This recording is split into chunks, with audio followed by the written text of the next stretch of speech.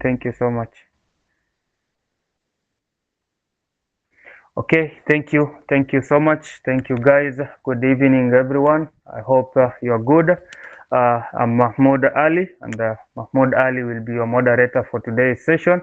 And it has truly been an honor to welcome you all into this insightful discussion.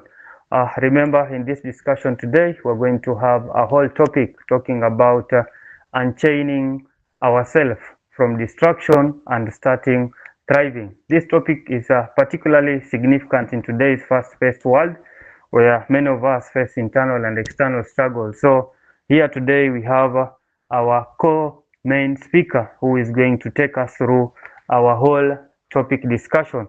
So I would like to introduce him. So welcome, Mohammed, to tell us who you are, what you are doing, and also tell us why did you choose this topic of unchaining and distractions at this very vivid time. Welcome, Mohammed. Thank you very much, Mahmoud.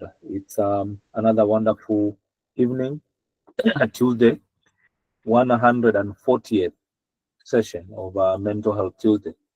My name is Mohammed Ali, and I am glad that we will have this conversation together around unchaining ourselves from distraction. So welcome. I work at Samba Sports Youth Agenda, and in our day-to-day work, we also try to engage our clients, our partners, our community in mental health conversations so that we help people manage their daily mental health challenges. So the choice of this subject was timely because, you know, we've just started a new year.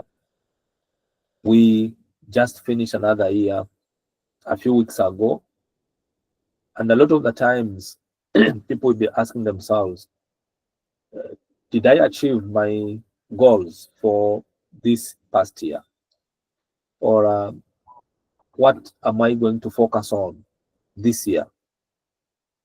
And oftentimes, it becomes a cyclic engagement where every beginning of the year, you put up resolutions, and by the end of, or towards the end of the year, you rubbish the resolutions because out of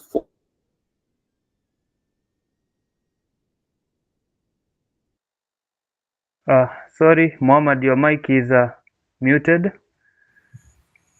Oh, sorry. I hope I wasn't muted from the beginning. Not quite really, just a few seconds. Okay, so we are having this conversation because it is timely. It's still the beginning of the year, and people are making their resolutions, and you want to make resolutions that will be fruitful. By the end of the year, by August, September, you say, out of my 3 resolutions, I've achieved 2 or 1, or I've achieved 3.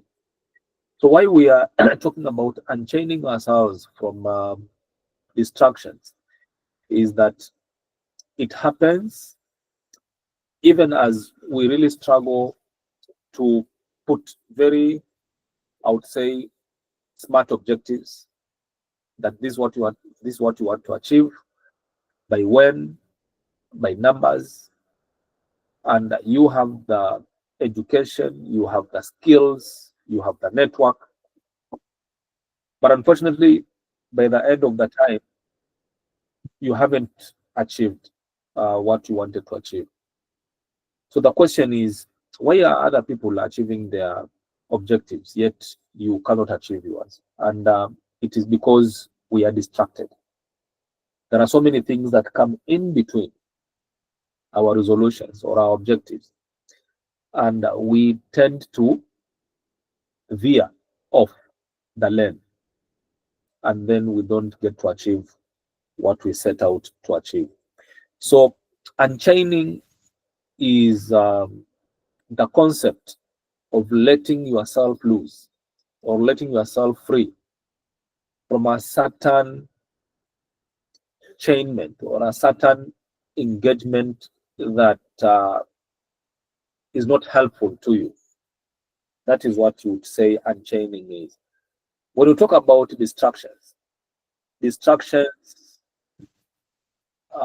or a distraction is the process of diverting the attention of an individual or a group from a desired focus area and thereby blocking or diminishing the propensity to succeed.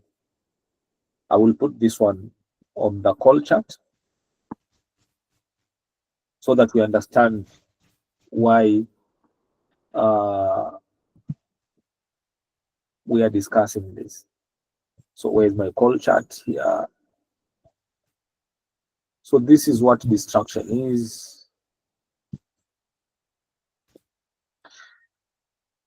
I hope you can read that. So distraction is the process of diverting the attention of an individual or from a desired area of focus and thereby blocking or diminishing the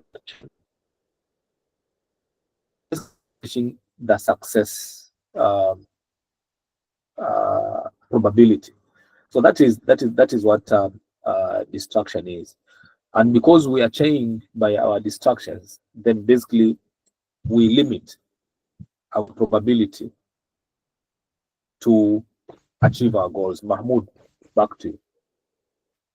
Uh, thank you so much, Muhammad, for uncovering uh, the reason behind why you selected this whole topic.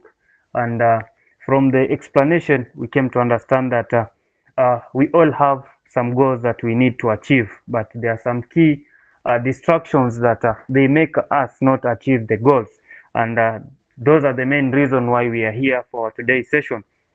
Members in the platform, feel free to send your text via the messages there. We will read them. If you have any question, if you feel that there's a distraction that you have undergone, you can just also share a case scenario in the call chat, and then we are going to read it for the whole platform to hear it out. And if it's a question, our guest speaker will be able also to tackle it, so that at the end of the session we all feel equal. If you need to raise up your hand, also feel free. We'll give you a chance to give us an insight or a thoughtful wording regarding our today's session. Back to you, Mohammed. Maybe as we are talking about these distractions, and I remember they happen in our daily lives.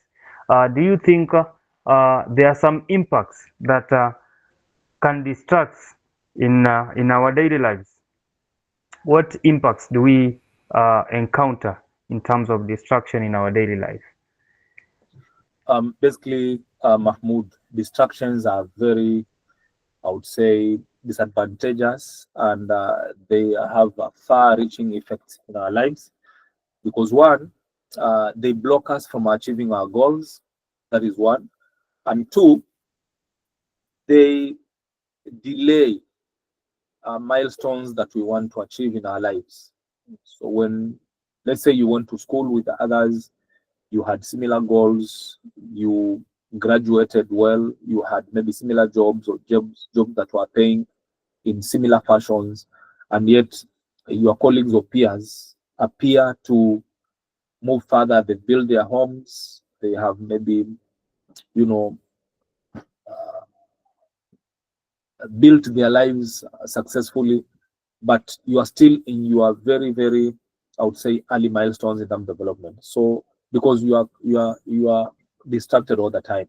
So that is another one. The third impact or I would say outcome of distraction is frustration, because you wouldn't know why others are moving ahead of you and you are not moving, and you start being very, very frustrated because basically you may not understand why you are not achieving your goals. Why are you not moving forward?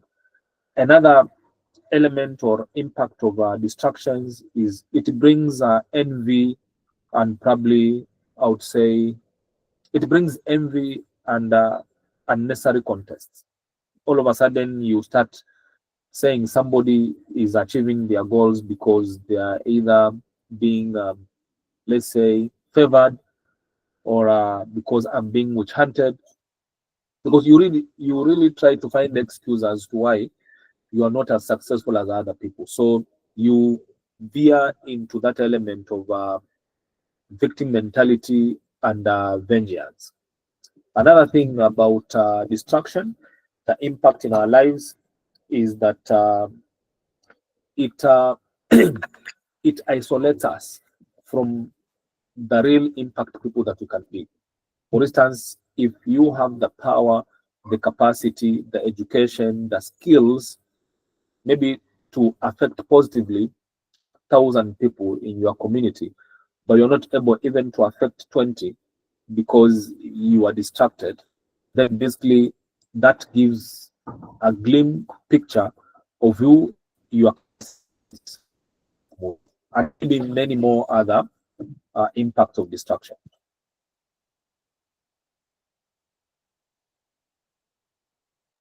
Thank you so much, Muhammad, for enlightening us some of the impacts that comes with distraction in our daily lives. I've mentioned some, I've captured some from the some that you have mentioned in the call chat. For those who missed them, you can read them there in the call chat. Uh, I understand this distraction as they happen in our daily lives. They might affect us in various ways. Maybe if I come back to you, our speaker, are there social distractions?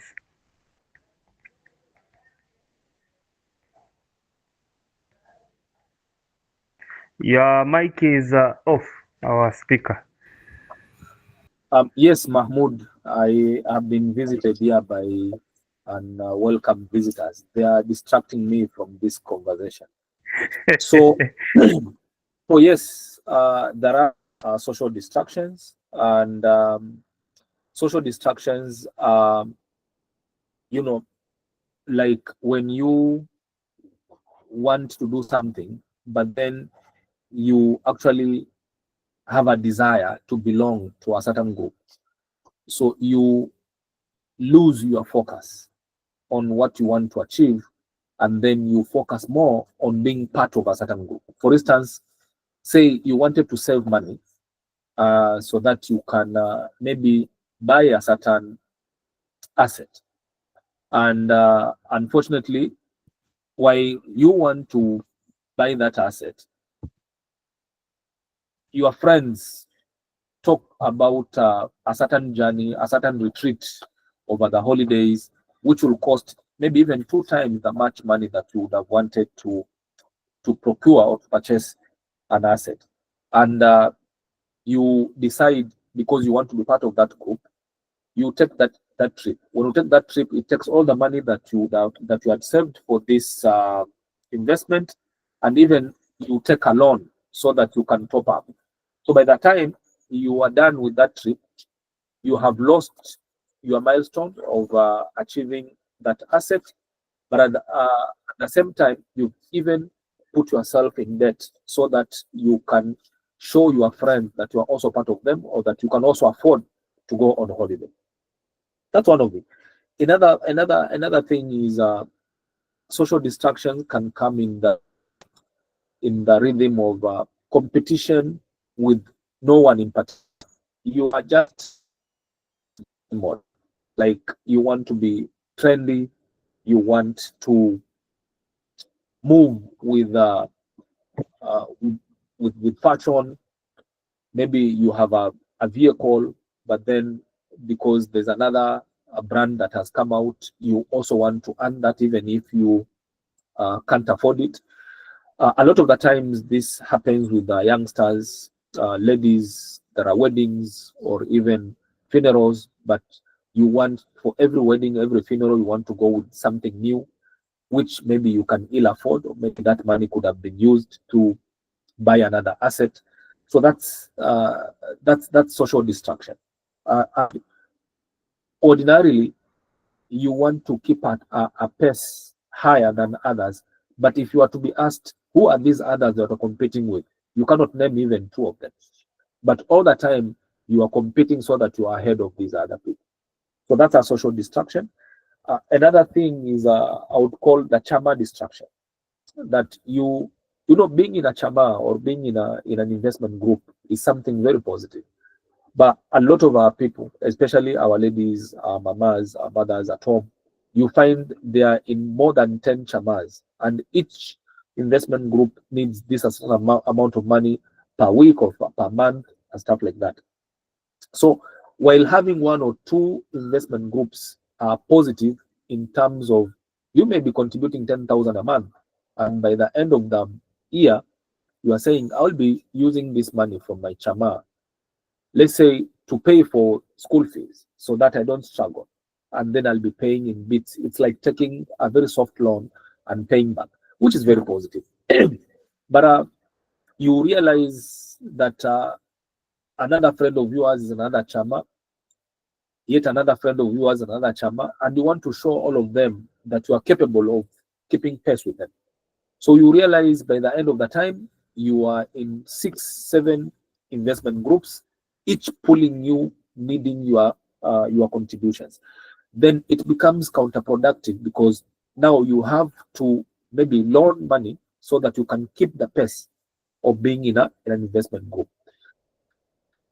By the time you are getting money from this investment group, you are paying loans that you used to contribute to this other investment group. So by the end of the time, it becomes ultra vires, or basically it becomes, I would say, counterproductive, because you just wanted to be all over the place to fit or to show people that you are capable of moving together. So those are some of the social distractions, Mahmoud. Although later we'll come and discuss the social media distraction. Mahmoud. Thank you, our speaker. You've mentioned some of the social distractions, and I think some of our members here, they have been acquitted by some of them, especially when we are talking about Chama. I think I might be one of the culprits in there. It comes to Chama, you are trying to ensure that you find all the edges so that at least you fit in some big chamas, but at the end of the day, you miss the simple things and the small things that can bring happiness to you. Or maybe sometimes you want to be seen that whenever you go to any activity, there's a BMW, tomorrow you have an Outback, tomorrow you have this, just to show people that things are going good in your life, especially in this 21st century, whereby we are living in a world full of hypocrisy and lies. So most of us, we really try to have this social show off to other people, that at least they feel that we are good, but at the end of the day wanasema hawajui the other side part of the story. Kuna mahali mtu anaumia. If you see me laughing in Bahamas, know there's someone crying in Kenya. uh, Maybe from these are some of the social distraction, and I believe from the perspective of human well-being, there's also emotional part of it. Do you think there are some of emotional distractions, Muhammad? Yes, indeed, Mahmoud. And unfortunately, emotional distractions may be some of the loudest or maybe the most powerful that derail us. One of the, you know, emotions are very sensitive, and it's very difficult to cope if you don't know the skills. And when it comes to distractions, the emotional distractions take a huge toll on us. For instance, we have a propensity to demand attention from everyone. That just as you walk into the room, you want people to pay attention that you have arrived. It is a natural desire by every human being that you are noticed when you walk in, when you go out, when you are missing. You want people to call and say, why are you not here? So unfortunately, even as we have our goals, these goals are distracted by the demand for attention. So while others are focusing on their businesses or the investment, you are so much focusing on why did someone not say hi to me when they saw me in that meeting? Why did someone not come sit close to me? Why is it that someone does not come to buy in my shop or from my shop? Why is it that someone else is engaging with another person that we don't get along? So these are very minute whispers in our minds, but unfortunately, they derail our attention to the focus areas that are very important, the demand for attention. Second, followed by that is there's there's a propensity to feel offended by everyone. You have a business, and that business may not be attractive to everybody. It is nature, and that is it. In social sciences, it is said that as you walk into a room, there are three sides of people in that room. Or as you live in any space on earth, there are three sides of people around you. There will be a side that is supportive of you regardless. They've not spoken to you, they've not heard your story, but even as just as you walk in, they already in support of you. That is nature. And then there are those who are opposers of you. You're just walking, you've not said anything, you've not stamped, you've not trampled on anybody, you've not insulted anyone.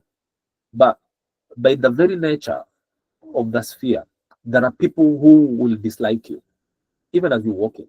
You haven't said anything, but there will be people who already dislike you. And in the same sphere, social sphere, there'll be a central piece of people who are undecided whether to like you or not, or whether to support you or not. And unfortunately, most of us, we focus on those that do not like us, and they may be very few, and ignore the many who like us or are in support of what we are doing. So this emotional perspective sometimes derails us from making good decisions that build us. It makes us maybe make wrong decisions in terms of maybe just dismantling what you are doing because you feel people are not in support of you and stuff like that. So if you do that, you may be actually ruining a big investment, or an investment that most people are supportive, but the few that are not supportive are the ones that you focus on. So that's another that's another emotional distraction. Another one, very powerful, is the desire to be validated. But you want everybody to be in support of that business. You want to go on a journey, but you want people to be in support. You want to buy an asset, but you want everybody to be in support of that asset. If you post it on social media and maybe you get only 5 likes in 1 hour, you feel like the world has crumbled on you. The desire to be validated. Unfortunately, maybe people are too busy in the world trying to survive. They've not even noticed that you posted something. But for you, you take it so deeply that people are not in support of me. So you stop your investment in a certain area, and basically it diminishes your propensity to success because it pulls you down, or it drags you backwards. Mahmoud. Thank you so much. Thank you so much for elaborating much in terms of the issues of emotional distraction, because I understand with the world that we are living right now, that is the key part that plays the bigger part in terms of our daily lives and growth when we really need it. We feel that we need that emotional support, and as we choose the pillar that can support us emotionally, we fail and choose the wrong pillar. So at least that you've opened it up and we've learned from you. That was wonderful. Back to my team before I give the next question to our speaker. I see he's quenching his thirst. The throat is quite dry, but we have more questions for you, so prepare yourself well. Back to my guests here.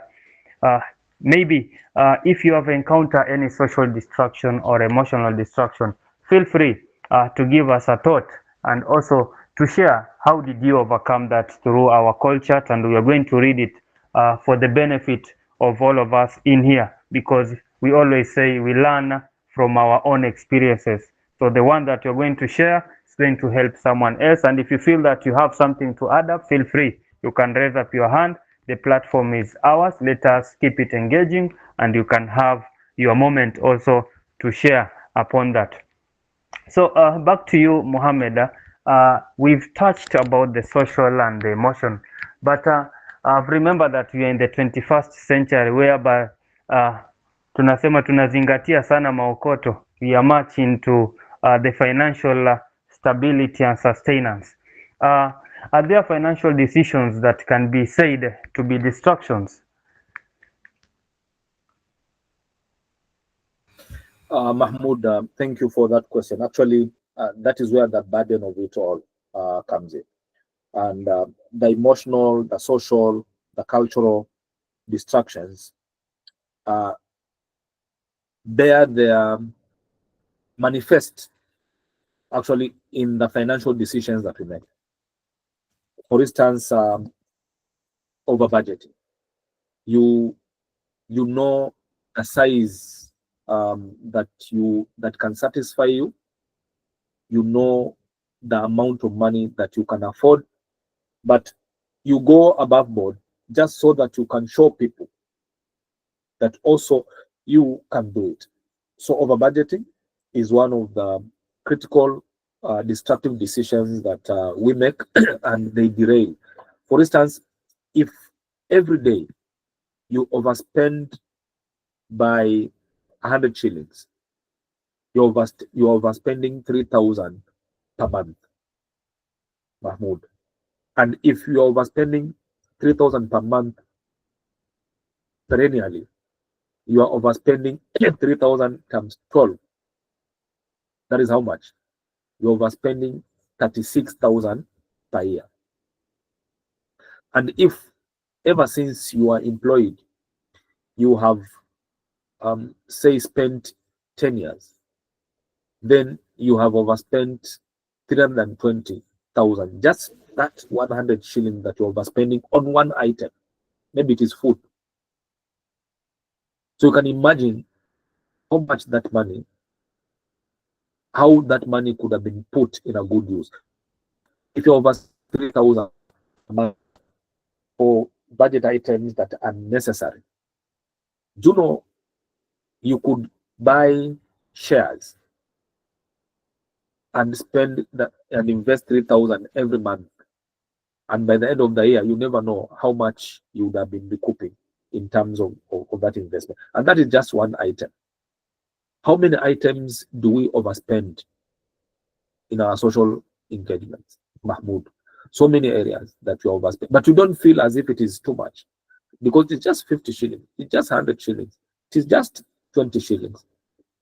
By the time you are done in that day, you have overspent around 500, 600 shillings that day. And those are low spenders. The high spenders, you're overspending if you are spending in bars, drinking, or taking people out for fun or stuff like that, or shopping. You realize you may be overspending in the tunes of maybe tens of thousands of shillings every day. And that there's someone else who is using that change that you're overspending to build their lives. And then you ask them, where did they get money to build an additional house or to buy another vehicle? Another one is panic buys. Panic buys are when you did not plan to do that purchase, but you come to a situation where everybody is rushing and you're like, you are the only one left behind. And you're like, but I have money in my pocket. So you go ahead and buy. When you go back home, you realize you've bought an item that you actually do not need at that time. It is a luxury. And you are at a place where you do not desire luxuries. You desire to address the needs. So panic buys happen a lot. And they happen because we want to belong to certain places. Another Another element as a financial distractions are impromptu purchases. It is just it is not a panic buy as such, but it is an impromptu. No, nobody is pushing you to make that decision, but all of a sudden you feel, I think I need to make this purchase, and you don't have a thought over it. You don't engage. You don't reflect. You don't analyze, and you just go ahead and purchase. These are also distractions, because maybe that is money that you could have added to your business, or maybe you could have procured whatever you are procuring 2 months later because it was not an emergency.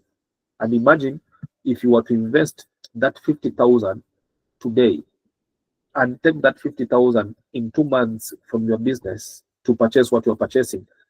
By that time, that 50,000 could have given back to another 50,000. So you are not removing 50,000 from your life. You are only taking what was given back by another 50,000 that you invested earlier. So when we are also making purchases, you ask yourself, is it the time to make this purchase? Is it necessary now? Is it an emergency? If it is not, then you focus on other areas that are emergency. Another thing is feel good spend. You are out there with the boys, and after a few laughters, you are like, you know what? I'm going to buy another round. You didn't plan for it. Probably you have pending bills, or maybe your business needs a certain boost, but you are out there and you are buying everybody round worth 20,000 that would have maybe lifted your business in some way. Or someone visits you, and this is basically for the gentlemen in the house, the Gen Zs. You've just started a job, or you are hustling, and someone that warms your heart walks into your house on a warm Sunday, and instead of cooking the sukuma wiki and ugali that you had planned, all of a sudden you're like, I think this is context for biryani, and you go buy biryani. And when you go out there to make sure you bought biryani, you come back with a certain more goodies. And by the end of the time, you've killed a budget that was to take you another 2 3 weeks, just because someone walked in. If they did not walk in a budget, then basically it means their budget is not existent at that time. If you are able to hold your heart and say, atanipenda tu kama atanipenda, na hatokosa kunipenda kwa sababu amekula omena. In fact, if I was a girl and I walk into a man's house, I would love to eat that omena, because that is real them. All right. So some of the feel good spends that actually distract us from our goals, because we spend so much money trying to show people the certain us that we are not. Another financial distraction is making financial decisions when we are very emotional, either when we are very excited, happy, or when we are very angry. Uh, uh, Good mentors say never make a decision when you are too excited, either when you are too angry or when you are too happy, because you will make the wrong decision. When you are too angry because you want to get a go at someone, when you are too excited is because you want to make people feel that you are a good guy to be around. So this actually affect your growth, because every time you do that, it punctures your propensity to move forward. Mahmoud. Uh, I thought you could still proceed with those financial decisions and distractions. You are going the best way, because I've been checklisting all the ones that you've been mentioning, and I guess if not one or two, I might be maybe falling in them. That tells me that there's a lot that I need to do when it comes to financial discipline. and coming up with the better ways on how I'm going to manage my money.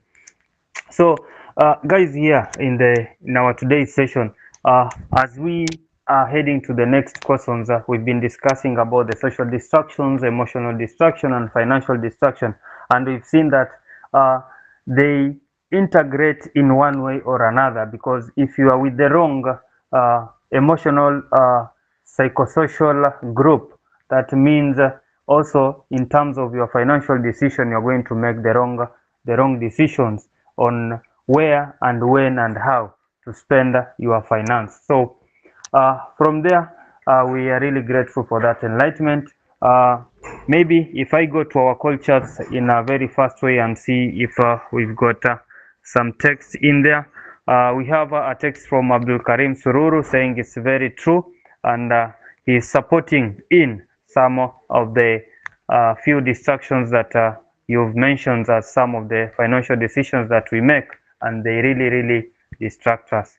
Uh, Maybe if I come back to you, Muhammad, with a very key question in terms of social distraction, because this is where most of us fall. Uh, what can you say are the biggest culprits in terms of social distractions? Basically, I think everyone was waiting for this. Social media is the biggest culprit of social distractions. We are all captives and slaves of social media distraction. And it is said that social media distraction are caused by task irrelevant stimuli that interrupt goal directed behavior. Let me put this one out there.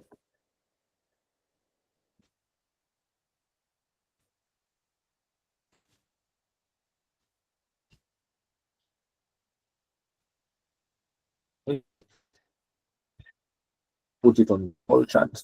I read this and I was like, oh my goodness.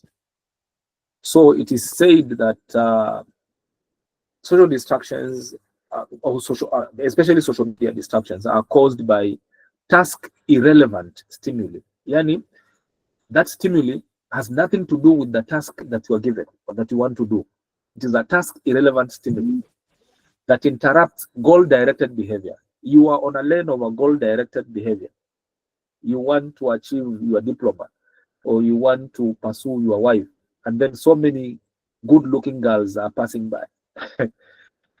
You want to procure your asset, but then you realize there are quite a number of demands here and there, the airtime, the fare, and you end up spending all that money in the areas that are not directed towards uh, your uh, your goal directed behavior. All right.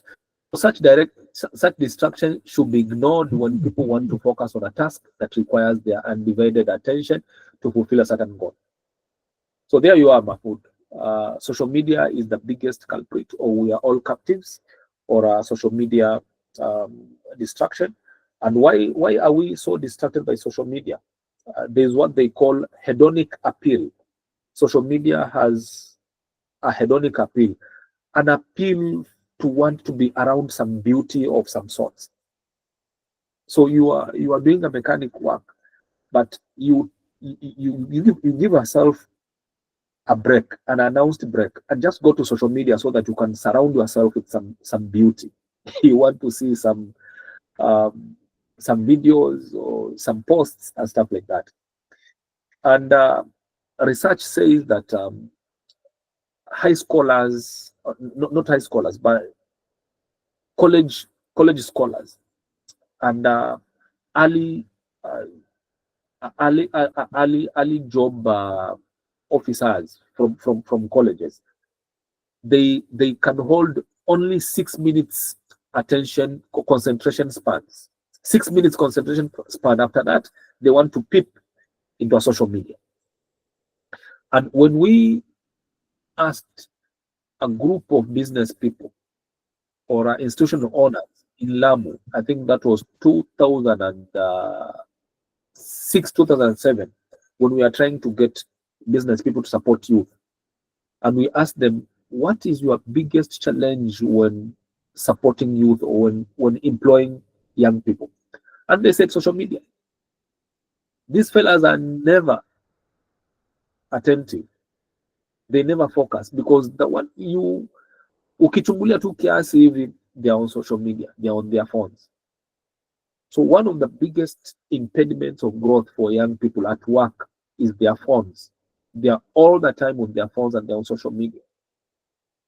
All right. And they respond to a notification as it comes. Already they've left what they were doing, they're on their phone. They they've left what they were doing, they're already on their phone. So these I would say intermittent stops derail focus on the goal-oriented behavior that you want to focus on.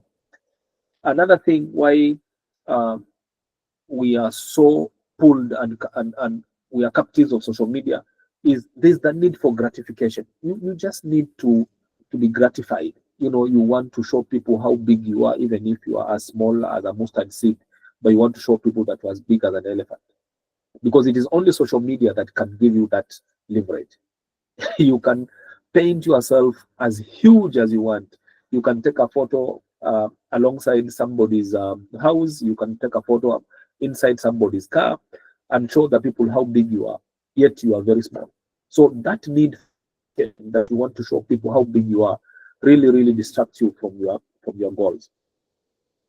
And we captives of or slaves of social media is we want to remain relevant. We want to say, even us, I'm also part of this, big uh, association of great people. So those are some of the areas that make us hooked to social media and others. Because of time, we may not dig deeper than that. Mahmoud. Thank you, Muhammad. You remind me that I have one of my very best photo that I took in a very big hotel just to tell the world I also went there. Now you are trying to tell me I should remain with my photo.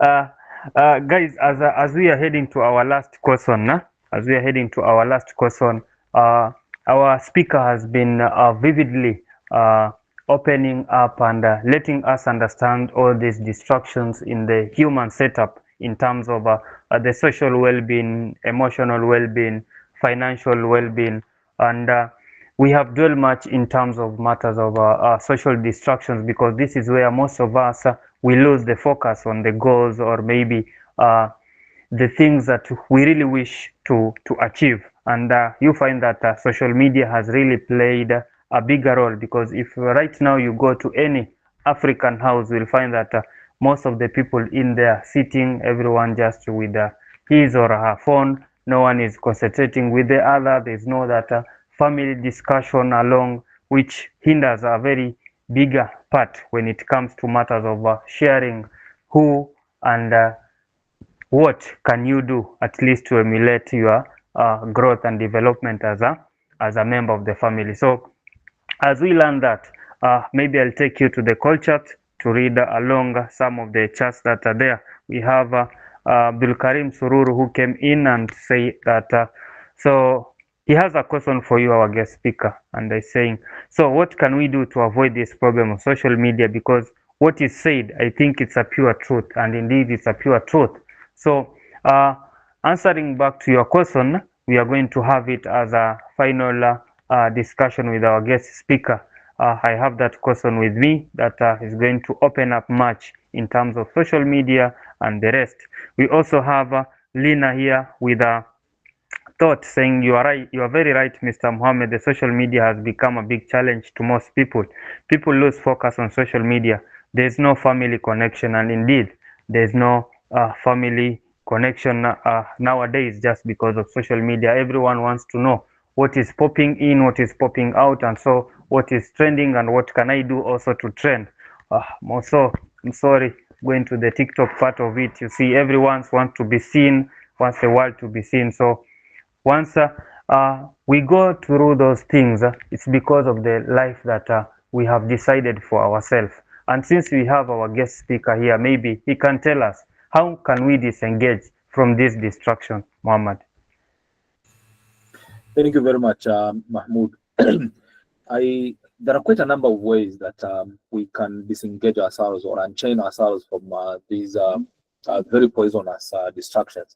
But because of time, I will try to delve in a few, and then maybe if we get time another time, we will try to dig even deeper.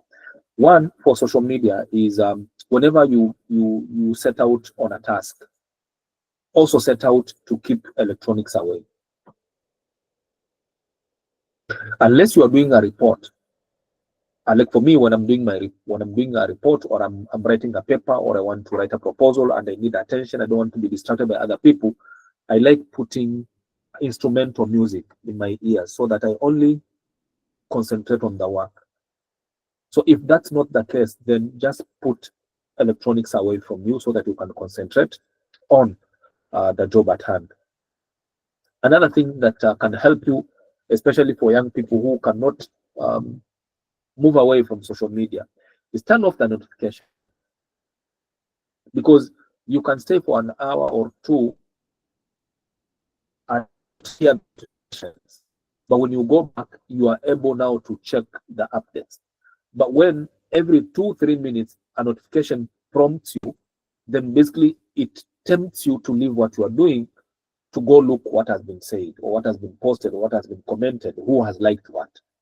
So one thing to help you is turn off the notification so that even if you go there 6 hours later, then you can catch up with what has been said. And by the way, if someone is so serious or an emergency is not posted on social media. If someone wants your urgent attention, they'll not post on social media. They'll call you. So when you turn off the notifications, 2 hours later, you'll go back. Nobody has died because you are not on social media. If someone was to die because of lack of your attention, they would call you. So turn off those notifications. Another thing is when you are working and maybe you want to keep up with communication, then you can have your phone, but turn off internet and tell yourself, I'll be working from 8 to 10:30. Then I'll do my social media for 30 minutes, and then I work from 11 to 1, and then I'll open internet for social media over the lunch hour. When I come back to work, 2 to 5, switch off internet, and then I can go back to internet after work. That's another way that you can do, but that's for social media. In terms of other general duties, have a culture of rewarding yourself. Say, this is my goal, and these are my milestones. So say at each milestone, what are you doing for yourself to reward yourself for that effort? For instance, you can say, if I achieve a quarter of a milestone, I will buy myself a good lunch. And you stay focused. The moment you hit that quarter milestone, you take yourself to a very good lunch. Or say, if I reach 50% of a milestone, I'll buy myself maybe a good shoe, maybe between 3,000 and 5,000. So maybe the milestones are way bigger, so that the 5,000 does not become even the size of the of the objective. So when you are 50%, you say you are going shopping to reward yourself. So that's one of the ways to motivate yourself to remain focused in your in your investments or your business or your goals. Another thing that you can do to help you is have a culture of clearing your desk. Say, I'm not going home until I clear my desk, so that when you come back tomorrow, you start afresh. But if you have the culture of leaving your desk dirty and say, hizi zingine nitafanya kesho, kesho also brings another baggage. So all the time when you keep saying, I'll finish this tomorrow, you will never finish, because all the time your desk will be dirty. Say, I will take one day and I will stay at work until 10 p.m. to make sure I have cleared my desk, so that the other days I'll be able to manage my desk by 3 or by 2 p.m. That's another way of managing your distraction. Another thing is manage your time. Manage your time. Make sure every day or every week you have a to-do list that I will do this, this, and that. Remember, when you're at work or you're on social corners, there'll be so many things that call your attention, all that want you to do. So if you don't have a to-do list, you'll realize you are doing so many things, and by the end of the day, you cannot account for your time. So have a to-do list that you follow, so that by the end of the day, you tick those that have been done, and that was not done. Ask yourself, why was it not done? And then early morning, embark on it and kill it. Another way is have a priority list. Even as you have a to-do list, make sure you have the priorities at the top and those that are not very priority below. So that the ones that are priority first. For instance, month end, there is paying school fees, there is paying rent, all right? There is going out with your wife or with your husband, there is purchasing this luxury thing, blah, blah, blah. Remember, if you are living in somebody's house and you don't pay rent, they'll kick you out. So all these love things you want to do, if you're not in a house, then basically you cannot do them. Hii mapenzi unataka kutengeza na mpoa wako, if you didn't pay rent first, utampeleka wapi? So rent becomes a priority expenditure. And then second, school fees, because utaleta mrembo na watoto wamefukuzwa shule, then what kind of an image are you bringing? So basically have a priority list that guides you, that you do this, after this, then you do the other. The other thing is have targets. Make sure you have targets that are realistic, that you keep doing and checking. And then another thing very important is schedule breaks. Even as you are on a journey of investment or you are chasing your goals, give yourselves health breaks. Say, after every 3 months, I will take 2 days off and go enjoy myself, and then I go on a journey again. Or I'm doing this the entire day, but after every 2 hours, I'll take 10 minutes break to go have a drink and come back. So always schedule breaks so that the body does not demand breaks by itself. If the body demands breaks by itself, you are done, because you may not have the energy to continue with the routine that you wanted to do.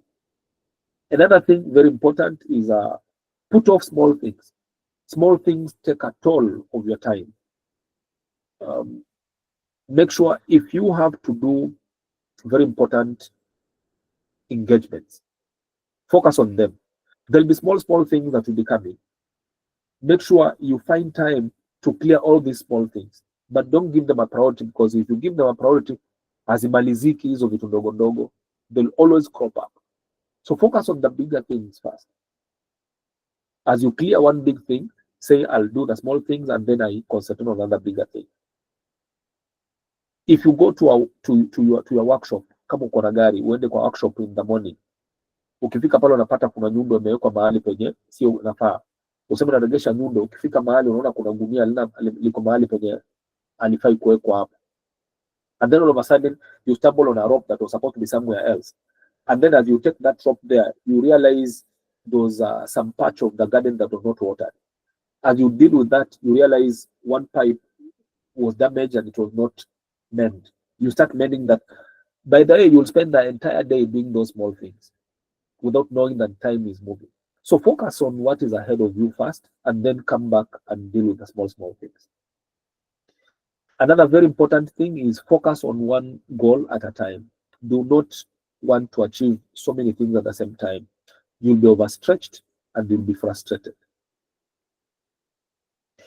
Very important. Another thing is celebrate milestones. It is very difficult to achieve your goals. So every time you achieve one, celebrate before you go to another one. It's a cool and wellness-laden way of managing your development. Last for today is remain focused. Whatever happens, remain focused. watu watakuchekelea, ile anafanya ile, wenzake hata afanye hiyo. Remain focused. There will be taboos, myths and misconceptions. Watu hawafai kufanya hivyo, watu utaambiwa wadigo hawawezi biashara, and you are a digo and you want to do business. Focus. Don't listen to that. It is said, when you are embarking on a long journey, don't stop and throw stones at barking dogs, because it is their nature as dogs. So if you stop your journey all the time when a dog barks at you and you start throwing stones, never reach your destination. And steadfast and continue with your journey of development. Thank you very much. Over to you, Mahmoud. Thank you so much, Muhammad. To our participants who are here in today's session, there is one African proverb that says, when you see an alligator comes to you out of the river and tells you the crocodile is not there, run away, my friend, for your life. That's is already a trap.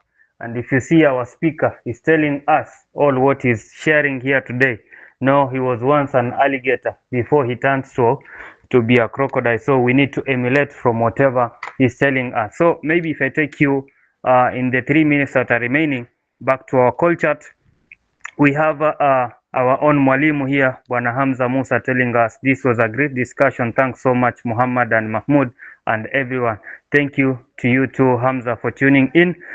Bakari Matano is telling us there's also a good strategy called Pomodoro. Participants can check it out. Actually, from the insights of Bwana Muhammad, he has given us the whole aspect of Pomodoro. Thank you so much, Bakari. Lina, she's here saying very vital point: self-love, self-care, self-appreciation, and let the circle keep moving round in those three aspects. We also have Ali is just taking some notes of the meeting. Then we have our Mwalimu is back here saying very practical approaches listed by Mohammed to overcome social media distraction, because this is the key thing that really affect our daily life, and it distracts us from a lot of things.